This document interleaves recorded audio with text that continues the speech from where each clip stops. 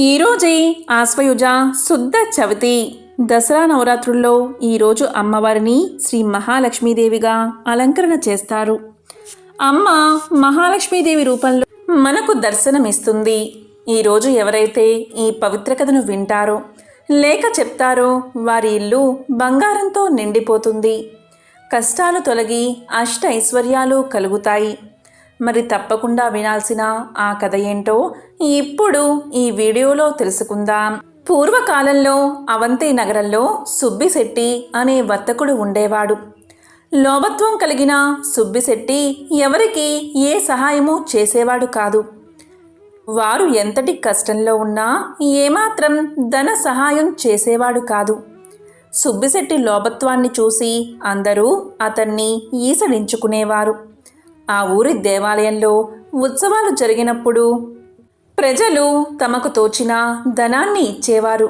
కానీ సుబ్బిశెట్టి మాత్రం చాలా కొద్ది సొమ్ము మాత్రమే ఇచ్చేవాడు. అది కూడా విసుక్కుంటూ ఇచ్చేవాడు.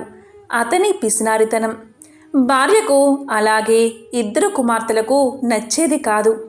కొంతకాలానికి సుబ్బిశెట్టి కుమార్తెలకు వివాహం జరిగి వారి దారిన వారు వెళ్ళిపోయారు. వయసు మీద పడుతున్నది కదా, ఇక తీర్థయాత్రలకు తీసుకెళ్లమని భార్య సుమతి సుబ్బిశెట్టిని ఎంతో ప్రాధేయపడింది. దానికి సుబ్బిశెట్టి ఇలా అన్నాడు, అదంతా వ్యయ ప్రయాసలతో కూడిన పని, ఎక్కడి నుంచే నమస్కరిస్తే సరిపోతుంది అని భార్యను కసిరాడు. సుబ్బిశెట్టి రోజులు ఇలా గడుస్తూ ఉండగా భార్య సుమతికి ఏదో తెలియని వింత రోగం వచ్చింది. పగలంతా చక్కగా ఉండే మనిషి సాయంత్రం కాగానే విపరీతమైన కాళ్ళ నొప్పులు వచ్చి కదలకుండా అయిపోయేది. బాధతో విలవిల్లలాడేది. భార్య ఎంత బాధపడుతున్నా సుబ్బిశెట్టి మాత్రం ఆమెను ఏ వైద్యుడి వద్దకు తీసుకు వెళ్ళలేదు. మందులకు చాలా ఖర్చవుతుందని ఆమెను కసురుకునేవాడు. రోజు రోజుకు సుమతి బాధ ఎక్కువ కాసాగింది. ఇది వరకు సాయంత్రానికి వచ్చే కాళ్ళనొప్పులు ఇప్పుడు మధ్యాహ్న సమయానికే రాసాగాయి. అంతేకాదు చేతులు కూడా విపరీతంగా నొప్పి చెయ్యసాగాయి. ఏ వస్తువు ఇటు తీసి అటు పెట్టే ఓపిక లేకపోయింది. భార్య ఇంతగా బాధపడుతున్నా కూడా సుబ్బిశెట్టి తనకు ఏమీ పట్టనట్లు ఉండేవాడు. వైద్యుని వద్దకు తీసుకు వెళ్ళేవాడు కాదు. తల్లికి ఈ విధంగా ఉన్నదని కనీసం కుమార్తెలకు కూడా కబురు చెయ్యలేదు. చెబితే వారందరూ కుటుంబాలతో సహా వచ్చి ఇంట్లో తిష్ట వేస్తారని, దానివల్ల ఎంతో డబ్బు ఖర్చవుతుందని భార్య సుమతినే ఈసడించుకునేవాడు. ఏ మందులు వాడకపోవడం చేత సుమతి ఆరోగ్యం నానాటికి క్షీణించసాగింది. మంచం మీద నుండి కదిలే ఓపిక కూడా నశించింది. చూపు మందగించింది. ఆ విధంగా ఎన్నో బాధలు పడి చివరకు ఒకరోజు సుమతి చనిపోయింది. ఈ కబురు తెలుసుకున్న కుమార్తెలు ఇంటికి వచ్చారు.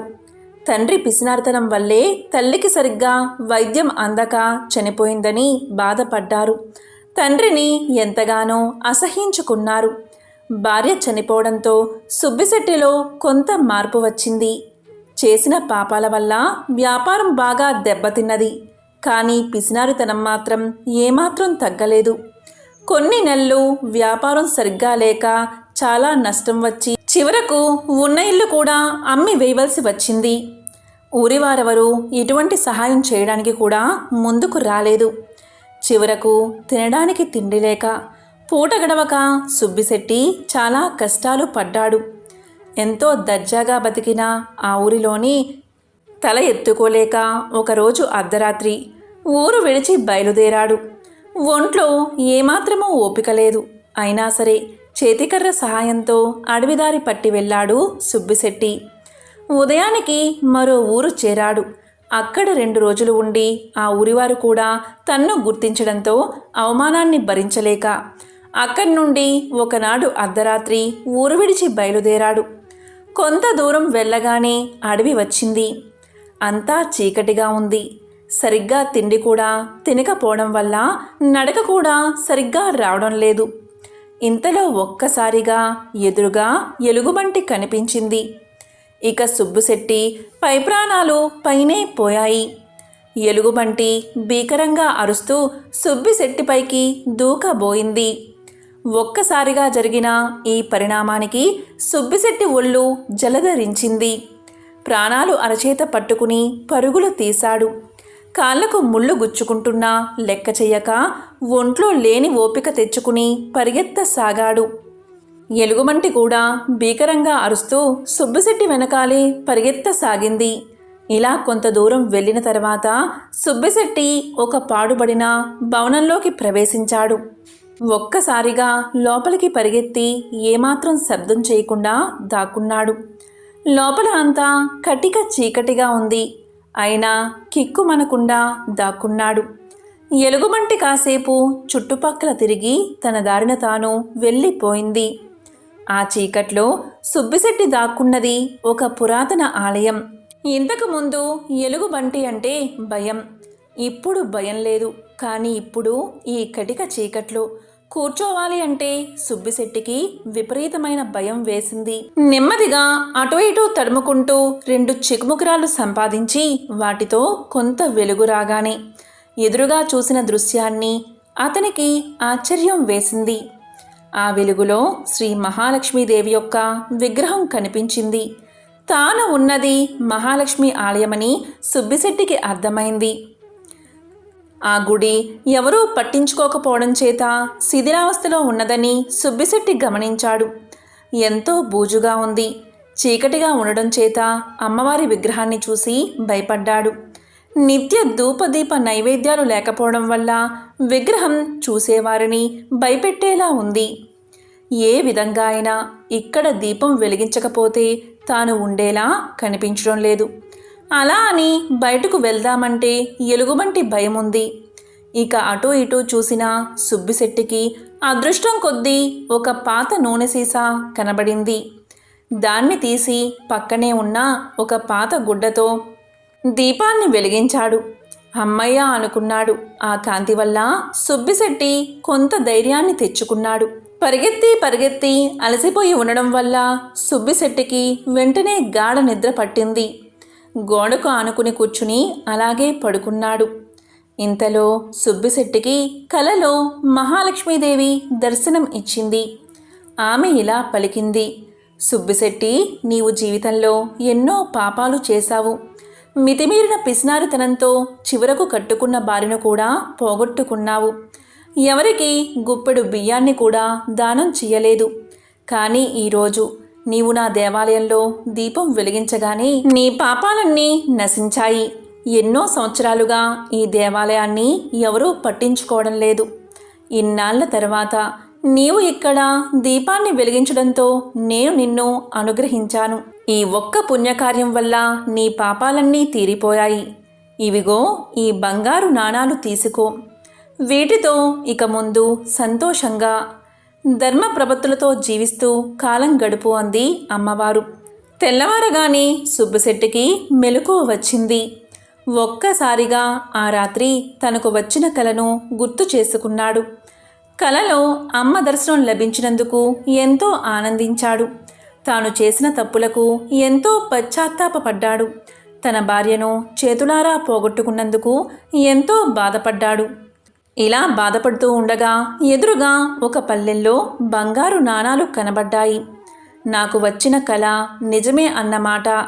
ఆహా, నా భాగ్యం, ఏమని చెప్పాలి అని అనుకుని శ్రీ మహాలక్ష్మి తనను అనుగ్రహించిందని గ్రహించి నాణాలను కళ్ళకు అద్దుకుని వాటిని తీసుకుని మరనాడే తన ఊరికి బయలుదేరాడు. ఊరికి వెళ్ళి కొంత సొమ్ముతో మళ్ళీ వ్యాపారం మొదలుపెట్టి కొద్ది కాలంలోనే ఎన్నో లాభాలు గడించాడు. తనను అనుగ్రహించిన ఆ శ్రీ మహాలక్ష్మి ఆలయాన్ని ఎంతో అద్భుతంగా పునర్నిర్మించాడు. శ్రీ మహాలక్ష్మికి ఎన్నో దివ్యమైన ఆభరణాలు చేయించాడు. నిత్య పూజలకు, ధూపదీప నైవేద్యాలకు కొంత సొమ్ము కేటాయించి ఆచార్యులను వినియోగించాడు. ఇక బతికినంతకాలం తోటివారికి సహాయపడుతూ దాన ధర్మాలు చేస్తూ జీవించి చివరకు ముక్తిని పొందాడు. కాబట్టి ఎంతో పవిత్రమైన విశేషమైన ఈ కథను ఈరోజు విన్నా, చదివినా, చెప్పినా, వినిపించినా సకల శుభాలు కలుగుతాయి. జన్మల దోషాలు తొలగి కోటి జన్మల పుణ్యం వస్తుంది. మహావిష్ణువు యొక్క సతీమణి లక్ష్మీదేవి.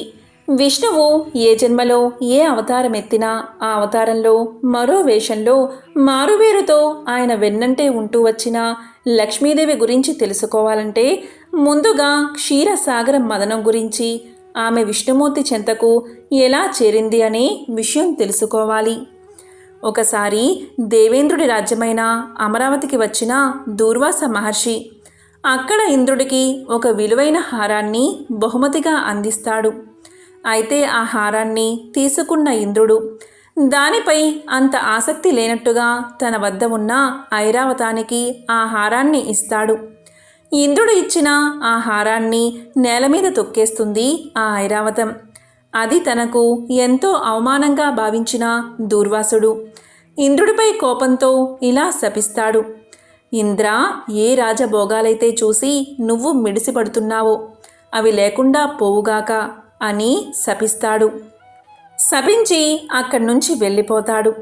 దూర్వాస మహర్షి శాపం మూలంగా ఇంద్రలోకంలో ఉన్న ఇంద్రుడి రాజ్యం అమరావతిలో క్రమక్రమంగా కష్టాలు మొదలవుతాయి. రాజ్యంలో సుఖశాంతులు కరువై ప్రజలు అష్ట కష్టాల పాలవడం స్పష్టంగా కనిపిస్తుంది. అదే సమయంలో రాక్షసులు కూడా ఇంద్రుడి అమరావతిపై దండెత్తి ఇంద్రుడిపై విజయాన్ని సాధిస్తారు. దీంతో ఏం చెయ్యాలో అర్థం కాని దేవేంద్రుడు దేవుళ్ళందరినీ తీసుకుని విష్ణు వద్దకు వెళ్ళి మొరపెట్టుకుంటాడు. రాక్షసుల అరాచకాలు చెప్పుకుని పరిష్కారం సూచించాల్సిందిగా వేడుకుంటాడు. దేవేంద్రుడి మొర ఆలకించిన విష్ణువు సముద్రంలో క్షీరసాగర మదనం చేయాల్సిందిగా సూచిస్తాడు.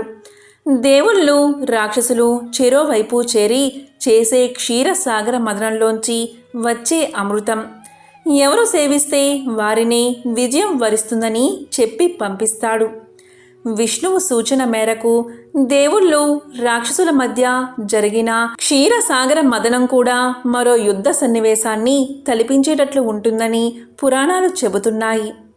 క్షీరసాగర మదనం చేసే క్రమంలోనే సముద్ర తరంగాల మధ్యలోంచి ఓ తామర పువ్వుపై కూర్చున్న లక్ష్మీదేవి ప్రత్యక్షమవుతుంది. ఆమె ఇంద్రుడి వైపు ఉన్న దేవుళ్లను సమర్థిస్తూ విష్ణువు చెంతకు చేరుతుందని, అలా క్షీరసాగర మదనంలోంచి జన్మించిన లక్ష్మీదేవి ఆశీస్సులతో ఇంద్రుడు రాక్షసులపై పైచేయి సాధించి తిరిగి తన రాజ్యాన్ని కాపాడుకున్నాడు అని పురాణాల్లో ఇతిహాసాల్లో చెప్పబడి ఉంది. పురాణాల ప్రకారం లక్ష్మీదేవి పుట్టుకు ఇది ఒక కారణం. లక్ష్మీదేవి ఒక చోట స్థిరంగా ఉండదు అనేది జగమెరిగిన సత్యమే. గర్విష్ఠులు ఈర్ష్యా ద్వేష పూరితుల ఇంట్లో లక్ష్మీదేవి కొలువై ఉండదు అనడానికి దుర్యోధనుడి ఉదంతమే ప్రబల ఉదాహరణ. ఒకరోజు తన తండ్రి ధృతరాష్ట్రుని ముందు నిలిచిన దుర్యోధనుడు పాండవాదుల పట్ల తనకు గల అక్కసునంతా వెళ్ళగక్కుతాడు. పాండవులు సంపదల మధ్య తులతూగిపోతున్నారని, లెక్కలేనంతమంది భృత్యులతో రాజప్రాసాదాలతో విలసిల్లుతున్నారని తనేం చెయ్యాలో చెప్పాలి అంటూ అభ్యర్థిస్తాడు. కొడుకు మాటలు విన్న ధృతరాష్ట్రుడు పాండవుల్లా ఐశ్వర్యంతో తులతూగాలి అంటే నీతి నియమాలతో ప్రవర్తించాలని, అందుకు ఉదాహరణ ప్రహ్లాదుడే అని చెబుతాడు. అవును, ప్రహ్లాదుడు రాక్షసుల మధ్య జన్మించినప్పటికీ అతడు నడిచిన బాట నైతిక ప్రవర్తనలతో కూడుకున్నదే. ఒకసారి విషయ వాంఛలతో విసిగిపోయిన ఇంద్రుడు తన గురువైన బృహస్పతిని కలిసి తను కోల్పోయిన సంతోషాన్ని ఏ విధంగా తిరిగి తెచ్చుకోవాలో చెప్పమంటాడు. ఇంద్రుడి మాటలు విన్న దేవగురువు విజ్ఞానమే అన్ని విధాలైన సంతోషాలకు మూలమని, దాన్ని తెచ్చుకునేందుకు ప్రయత్నించమని చెబుతాడు. ఇంద్రుడి మనసులో మరో సందేహం, విజ్ఞానం కంటే గొప్పదైన విషయం ఏమైనా ఉందా అని. అదే విషయాన్ని బృహస్పతిని అడిగితే ఆ సంగతి తెలుసుకోవాలంటే రాక్షస గురువు శుక్రాచార్యుణ్ణి కలుసుకోమంటాడు. వెంటనే ఇంద్రుడు శుక్రుడి దగ్గరకు వెళ్ళి తన సందేహాన్ని వెళ్ళబుచ్చుతాడు. అందుకు తగిన సమాధానం చెప్పమంటాడు. దానికి తగిన సమాధానం చెప్పగలవాడు ప్రహ్లాదుడే అని శుక్రుడు చెబుతాడు. ప్రహ్లాదుడి దగ్గరికెళ్ళిన ఇంద్రుడు సంతోషానికైనా అసలు మూల కారణం ఏమిటని ప్రశ్నించగానే తనిప్పుడు పరిపాలనలో నిమగ్నమై ఉండడం వల్ల సమాధానం చెప్పే తీరిక లేదన్న ప్రహ్లాదుడు తన్ను క్షమించమంటాడు.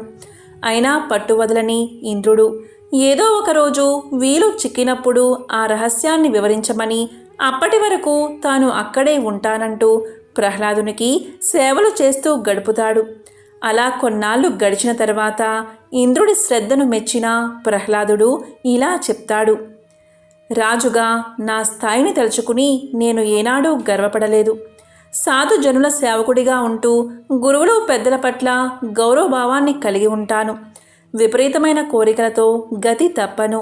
సంతోషానికి ఇదే ఖచ్చితమైన మార్గమని ప్రహ్లాదుడు సమాధానం చెప్తాడు. ఇంద్రుడు ఎంతో సంతోషిస్తాడు. ఇంద్రుడి భక్తికి మెచ్చిన ప్రహ్లాదుడు ఏదైనా వరాన్ని కోరుకోమంటాడు. వెంటనే కపటి ఇంద్రుడు తనకు నైతిక ప్రవర్తనను అనుగ్రహించమని అభ్యర్థిస్తాడు. ప్రహ్లాదుడు సరే అని ఒప్పుకోగానే అతని నుంచి ఓ జ్వాల బయటకు వస్తుంది. నేను నీలోని నీతివంతమైన నడవడిని నువ్వు నన్ను వెలికి తీసినందువల్ల ఇకపై నీ శిష్యునిలో నివసిస్తానని చెప్పి ఇంద్రుడిలోకి ప్రవేశిస్తుంది. తరువాత ప్రహ్లాదుడిలోంచి బయలుదేరిన మరో జ్వాల తాను అతడిలోని ధర్మశీలతనని నైతిక సౌశల్యం లేకుండా ఉండజాలనని ఇంద్రుడి శరీరంలోకి ప్రవేశిస్తుంది. తరువాత బయటపడిన సత్యం తాను నిజాన్ని అని ధర్మబద్ధతో ఉంటానని చెప్పి వెళ్ళిపోతుంది. తరువాత వెలువడిన మరో జ్వాల తాను అధికారాన్ని అని తాను నిజం ఉంటే ఉంటానని ఇంద్రుడిలో ఐక్యమవుతుంది. చివరగా ధవల కాంతులతో మెరిసిపోతున్న ఓ దేవత బయటకు వచ్చి తాను లక్ష్మి అని సంపదల దేవతను అని దీర్ఘకాలం నీవెంటే ఉన్నానని ప్రస్తుతం తనను వదిలిపెట్టడానికి ప్రహ్లాదుడు సిద్ధపడినందున తప్పనిసరి పరిస్థితుల్లో వెళ్ళిపోవాల్సి వస్తుందని చెప్పి బయటపడుతుంది. ఈ విధంగా ధర్మ ప్రవర్తన, నిజం, అధికారం, నైతిక బద్ధ ప్రవర్తన ఉన్న చోట లక్ష్మీదేవి కొలువై ఉంటుందని అర్థమవుతుంది. లక్ష్మీం క్షీర సముద్రరాజ తనయాం శ్రీరంగ దామేశ్వరీం దాసీభూత సమస్త దేవవనితాం లోకైక దీపాంకురం శ్రీ మన్మంత కటాక్ష లబ్ధ విభవ బ్రహ్మేంద్ర గంగాధరం త్వాం త్రైలోక్య కుటుంబనీం సరసిజాం వందే ముకుంద ప్రియాం. కమలాలను రెండు చేతులతో ధరించి అభయ వరద హస్త ముద్రలను ప్రదర్శిస్తూ గజరాజు సేవిస్తూ ఉండగా శ్రీ మహాలక్ష్మి రూపంలో అమ్మ దర్శనమిస్తుంది. మహాలక్ష్మీదేవి సర్వ మంగళకారిణి, ఐశ్వర్యప్రదాయిని, అష్టలక్ష్ముల సమిష్టి రూపమే మహాలక్ష్మి. ఈమె క్షీరాబ్ది పుత్రిక. డోలాసురుడు అనే రాక్షసుణ్ణి సంహరించిన దేవత మహాలక్ష్మి. శక్తిత్రయంలో ఈమె మధ్యశక్తి. ఈమెను ఉపాసిస్తే ఫలితాలు శీఘ్రంగా కలుగుతాయని పురాణాలు చెబుతున్నాయి. యా దేవి సర్వభూతేషు లక్ష్మీ రూపేణ సంస్థిత అంటే అన్ని జీవుల్లోనూ ఉండే లక్ష్మీ స్వరూపం దుర్గాదేవి అని చండీ సప్తసతి చెబుతుంది. కాబట్టి శరన్నవరాత్రుల్లో దుర్గాదేవిని పూజిస్తే సర్వ మంగళ మాంగళ్యాలు కలుగుతాయి. అమ్మవారికి వడపప్పు, చలిమిడి నివేదన చెయ్యాలి. నవరాత్రుల్లో ఈరోజు మహాలక్ష్మి అష్టకం పఠిస్తే చాలా మంచిది. లక్ష్మీదేవి అంటేనే సంపదకు ప్రతిరూపం. అందుకనే ఆ తల్లిని శ్రీ మహాలక్ష్మి అని పిలుస్తారు. శ్రీ అంటే సిరి సంపదలే. అమ్మవారిని పూజిస్తే ఎలాంటి కోరికైనా నెరవేరుతుందని నమ్మకం.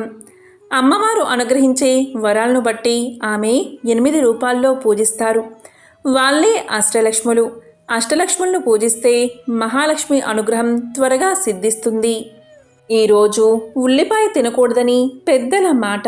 ఎందుకంటే ఉల్లిపాయ తామసిక గుణానికి చిహ్నం. అలాంటి లక్షణాలు ఉన్న చోట అమ్మవారు స్థిరంగా ఉండరు. అందుకే ఈరోజు ఉల్లిపాయ తినకూడదు. లక్ష్మీదేవి చల్లని చూపుల కోసం భక్తులు ఎదురు చూస్తూ ఉంటారు. తమ ఇళ్లను పావనం చెయ్యాలని ముకులిత హస్తాలతో ప్రార్థిస్తూ ఉంటారు.